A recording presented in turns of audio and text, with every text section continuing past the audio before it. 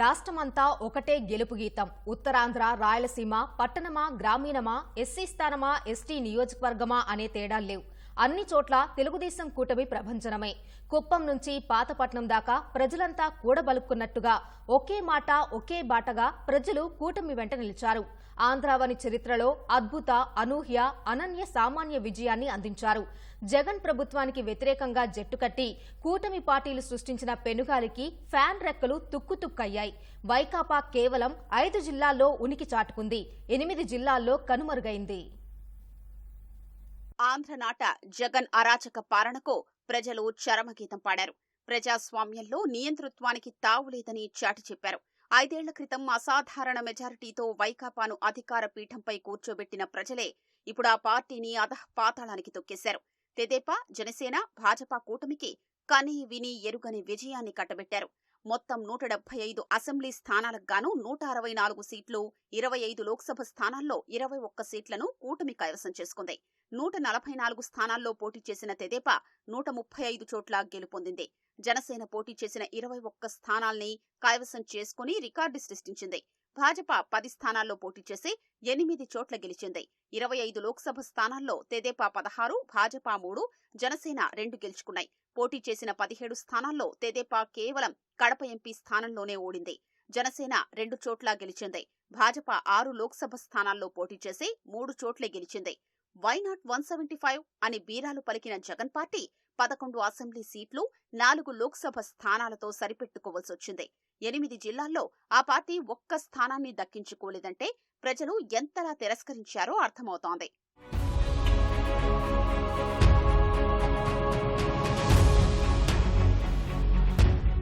మరోవైపు ఈ ఎన్నికల్లో కాంగ్రెస్ ఎన్ని ప్రయత్నాలు చేసినా ఫలితం దక్కలేదు. రాష్ట్రంలో కాంగ్రెస్ కు 2014లో, 2019లో, ఇప్పుడు 2024లోనూ ఒక్క సీట్ కూడా దక్కలేదు. ఈసారి 1-2 సీట్లైనా సాధించుకోవాలనే కాంగ్రెస్ ఆశలు గల్లంతయ్యాయి. 156 శాసనసభ, 23 లోక్సభ స్థానాల్లో పోటీ చేసినా ఒక్కచోట బోణీ కొట్టలేదు. 3 లోక్సభ, మరో 2 అసెంబ్లీ నియోజకవర్గాల్లో పార్టీ అభ్యర్థులకు 50,000 నుంచి 1,00,000కు పైగా ఓట్లు రావడమే కాంగ్రెస్ కు ఊరట. కడప ఎంపీ అభ్యర్థిగా బరిలో దిగిన షర్మిల వైకాపాకు ముచ్చెమటలు పట్టించిన ఫలితాల్లో 1,41,039 ఓట్లతో 3వ స్థానంలో నిలిచారు. చీరాల, మడకశిరలో త్రిముఖ పోటీలో కాంగ్రెస్ కు విజయావకాశాలపైన పెద్ద ఎత్తున చర్చ జరిగింది. కానీ మడకశిరలో 17,380 ఓట్లతో సుధాకర్ 3వ స్థానానికి పరిమితమయ్యారు. చీరాలలో ఆమంచి కృష్ణమోహన్ ప్రత్యర్థులకు గట్టి పోటీ ఇచ్చినా విజయం వరించలేదు.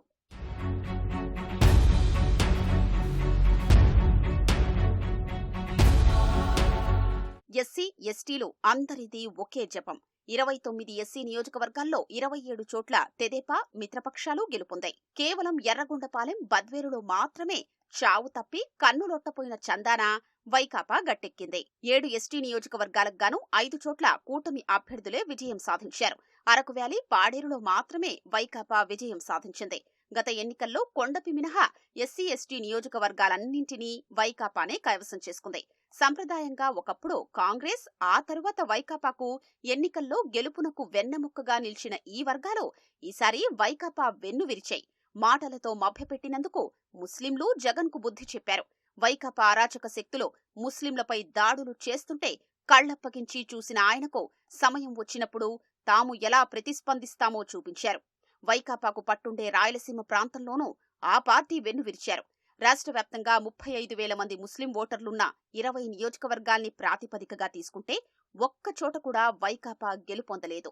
జనాభాకు అనుగుణంగా 70% మంది ఓటర్లుంటారని అంచనా. ఆ ప్రకారం ఉమ్మడి కృష్ణా, గుంటూరు, నెల్లూరు, కర్నూలు, కడప, చిత్తూరు జిల్లాల్లో అత్యధికంగా మైనారిటీ ఓట్లున్న నియోజకవర్గాలు ఉన్నాయి. విజయవాడ పశ్చిమ నియోజకవర్గం మొదలు హిందూపురం వరకు అన్ని చోట్ల ఒకే ట్రెండ్ కొనసాగింది.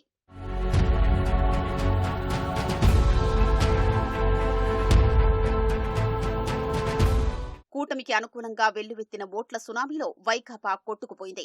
ఝంఝుమారుతం ముందు ఫ్యాన్ గాలి చిన్నబోయింది. అధికారంలో ఉన్న పార్టీ అతి తక్కువ స్థానాలకు పరిమితమవడం రాష్ట్ర చరిత్రలో ఇదే తొలిసారి. వైనాట్ కుప్పమని సవాల్ చేసిన జగన్ కు పులివెందులలో గత ఎన్నికలతో పోలిస్తే 30,000కు పైగా మెజారిటీ తగ్గింది.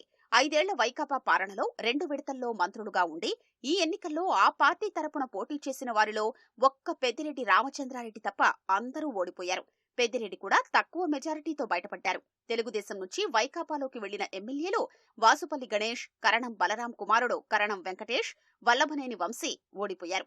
వైకాపా నుంచి తెలుగుదేశంలో చేరి పోటీ చేసిన వారంతా గెలిచారు. జగన్ కేబినెట్లో 5 ఏళ్లు మంత్రిగా ఉండి చివరి నిమిషంలో తెదేపాలోకొచ్చిన గుమ్మనూరు జయరాం విజయం సాధించారు. తెలుగుదేశం సిట్టింగ్ ఎమ్మెల్యేలందరూ మరోసారి జయభేరి మోగించారు. కూటమి అభ్యర్థులకు చాలా చోట్ల అసాధారణ మెజారిటీలు వచ్చాయి. 30,000కు పైగా మెజారిటీ సాధించిన విజేతలు చాలా మందున్నారు. కొందరిని ఎంపీ అభ్యర్థులుగా, ఎంపీలుగా ఉన్న మరికొందరిని ఎమ్మెల్యే అభ్యర్థులుగా వైకాపా ప్రకటించినా వారు ఓటమిని ఆపలేకపోయారు. శాసనసభ నుంచి లోక్సభకు పోటీ చేసిన 6గురు పరాజయం పాలయ్యారు. కాకినాడ ఎంపీ వంగా గీత పిఠాపురంలో ఓడారు. Rajamahendravaram MP Bharat Rajamahendravaram urban assembly నుంచి, అనంతపురం ఎంపీ తలారి రంగయ్య కళ్యాణదుర్గం అసెంబ్లీ నుంచి పోటీ చేసి పరాజయం పాలయ్యారు. విశాఖ ఎంపీ ఎంవివి సత్యనారాయణ విశాఖ తూర్పు నుంచి శాసనసభకు పోటీ చేసి ఓటమి చవిచూశారు. లోక్సభకు పోటీ చేసిన శాసనసభ్యులకు పరాభవం తప్పలేదు.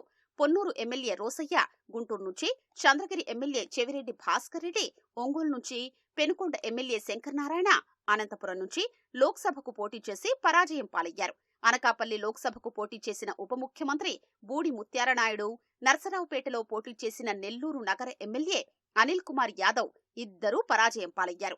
కోనసీమ జిల్లా రాజోలు ఎమ్మెల్యే రాపాక వరప్రసాదరావు ఈ ఎన్నికల్లో అమలాపురం లోక్సభ స్థానం నుంచి ఓడారు. 2019 ఎన్నికల్లో ఆయన జనసేన తరపున రాజోలు నుంచి గెలుపొందారు. అనంతరం వైకాపాలో చేరారు. రాజ్యాంగాన్ని, వ్యవస్థల్ని లెక్క చేయకుండా విర్రవీగితే, కక్ష సాధింపే ఎజెండాగా తప్పుడు కేసులు పెట్టి వేధిస్తే ఎలాంటి గతి పడుతుందో ఈ ఫలితాలు నిరూపించాయి. ఈ ఎన్నికల్లో వైకాపా అనూహ్య ఫలితాలు సాధిస్తుందని, దేశం మొత్తం తమ వైపు ఆశ్చర్యంగా చూస్తుందని ఎన్నికల ముందు బీరాలు పలికిన జగన్ మాటల్ని ఈ ఎన్నికల ఫలితాలు మరో రూపంలో నిజం చేశాయి. వైకాపా అంతెత్తుకి ఎగిరి అధఃపాతాళానికి కూరుకుపోయిన తీరు నిజంగానే దేశమంతా చర్చనీయాంశమైంది. తన పాలనకు తానే కితాబిచ్చుకుంటూ, బటన్లు నొక్కడంలో తనకు మించిన వారు లేరని భుజం చరుచుకుంటూ, సంక్షేమ పథకాలకు తానే ఆద్యుడినన్న భ్రమలో బతికేస్తూ, అన్ని పథకాలకు తన పేరో తండ్రి పేరో పెట్టుకుంటూ, ఎక్కడా లేని ప్రచార పిచ్చితో ప్రజాధనాన్ని విచ్చలవిడిగా వృధా చేసినందుకు ప్రజలు జగన్కు ఘోర పరాజయాన్ని రుచి చూపించారు. సొంత డబ్బులేవో జేబులోంచి తీసి ఖర్చు చేసినట్లుగా చెబుతూ ప్రజలంతా తనకు రుణపడి ఉండారన్నట్లుగా ఆయన చేసిన విన్యాసాలకు తగిన శాస్తి చేశారు. సహజంగా ఓటర్ల తీర్పు రాయలసీమలో ఒకలా, దక్షిణ కోస్తా, ఉత్తరాంధ్రలో ఒకలా ఉంటుంది. కానీ ఈ ఎన్నికల్లో వైకాపా వధ చేస్తే తప్ప తమ జీవితాల్లో వెలుగులు నిండవని, భవిష్యత్తు అగమ్య గోచరమవుతుందని, బతుకే లేదన్నట్లుగా ప్రజలంతా ఏకతాటిపైకొచ్చి కూటమికి గంపగుత్తగా ఓట్లేయడం అరుదైన విషయం.